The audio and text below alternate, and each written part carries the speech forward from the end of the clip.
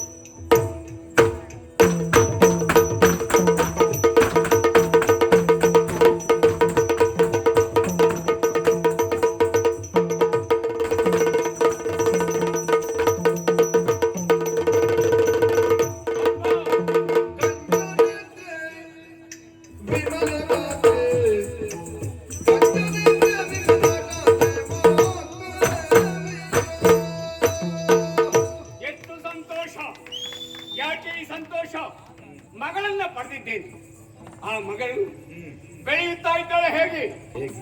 ಹುಣ್ಣಿಮೆಯ ಚಂದ್ರನ ಕಾಂತಿ ನಿಜವಾಗಿ ಸಂತೋಷ ಆಗುತ್ತದೆ. ಒಬ್ಬಳು ಮಗಳು ಬೆಳೆದು ಪ್ರಾಯಾವಸ್ಥೆಗೆ ಬಂದಾಗ ಬೆಳವಣಿಗೆಯನ್ನು ನೋಡಿ ಅಪ್ಪನಿಗೆ ಸಂತೋಷ ಆಗುದಿಲ್ಲ.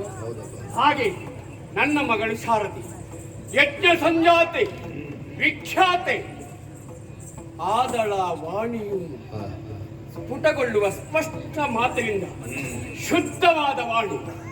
ಆ ಮಾತು ಅಂತಹ ನನ್ನ ಮಗಳು ಶಾರದೆ ಯಾವ ವ್ಯಕ್ತಿಗಾಗಲಿ ಶಕ್ತಿಯ ಮಕ್ಕಳಿಗಾಗಲಿ ಉದ್ಯೋಗ ಬೇಕಲ್ವೇ? ನನ್ನ ಮಗಳು ಏನು ಉದ್ಯೋಗ ಕೊಡುವುದು?